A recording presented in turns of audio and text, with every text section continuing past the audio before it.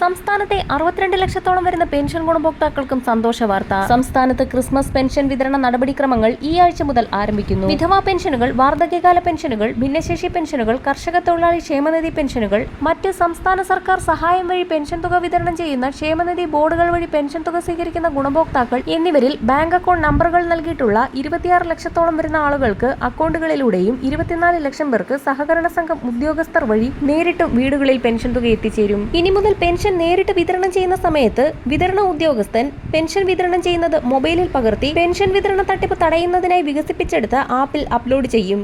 ധനവകുപ്പ് തീരുമാനം തദ്ദേശ വകുപ്പുമായി ആലോചിച്ച് ഉടൻ തന്നെ നടപ്പാക്കും. ക്രിസ്മസിനോടനുബന്ധിച്ച് വിവിധ ആനുകൂല്യങ്ങൾ വിതരണം ചെയ്യുന്നതിന്റെ ഭാഗമായി മാസങ്ങളോളമായി കുടിശ്ശികയായി കിടക്കുന്ന കെട്ടിട നിർമ്മാണ തൊഴിലാളി പെൻഷൻ തുകയിലും 2 ഗഡു അനുവദിച്ചേക്കുമെന്നുള്ള റിപ്പോർട്ടുകളാണ് ഏതാനും ദിവസങ്ങൾക്ക് മുൻപ് പുറത്തു വന്നത്. കാലങ്ങളോളമായി നിർമ്മാണ മേഖലയിലുള്ളവർക്ക് പെൻഷൻ തുക കുടിശ്ശികയായി കിടക്കുന്നത് സർക്കാരിന് വെല്ലുവിളി ഉയർത്തുന്ന സാഹചര്യത്തിലാണ് സുപ്രധാന നീക്കം. പെൻഷൻ വിതരണം ആരംഭിക്കുന്നതിനായി 3000 കോടി രൂപയുടെ വായ്പ സംസ്ഥാന സർക്കാർ സഹകരണ ബാങ്കുകളുടെ കൺസോർഷ്യത്തിൽ നിന്നും ഈ ആഴ്ച വായ്പയെടുക്കും. ഇതോടൊപ്പം തന്നെ പെൻഷൻ ഗുണഭോക്താക്കൾക്ക് മറ്റൊരാശ്വാസ വാർത്ത കൂടി എത്തിയിരിക്കുകയാണ്. ജനുവരി മാസം അവസാനത്തോടുകൂടി ധനമന്ത്രി KN ബാലഗോപാൽ അവതരിപ്പിക്കുന്ന ബജറ്റിൽ പെൻഷൻ തുകയിൽ വർധനവ് വരുത്തുമെന്നുള്ള ഏറ്റവും പുതിയ തീരുമാനവും കഴിഞ്ഞ ദിവസം പുറത്തു വന്നിരുന്നു.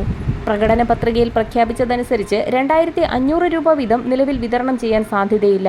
പെൻഷൻ തുകയിൽ 200 മുതൽ 400 രൂപയുടെ വർധനവുണ്ടായേക്കുമെന്നാണ് സൂചന. സർക്കാർ നടപ്പിലാക്കുന്ന സോഷ്യൽ ഓഡിറ്റിംഗിലൂടെ നിരവധി അനർഹർ പുറത്താക്കപ്പെടുന്നത് പെൻഷൻ തുകയുടെ വർധനവിനും പെൻഷൻ വിതരണത്തിനും സംസ്ഥാന സർക്കാരിന് സഹായകമായി തീരും. വരും ദിവസങ്ങളിലെ പെൻഷൻ അറിയിപ്പുകൾക്കായി ചാനൽ സബ്സ്ക്രൈബ് ചെയ്യാൻ മറക്കാതിരിക്കുക.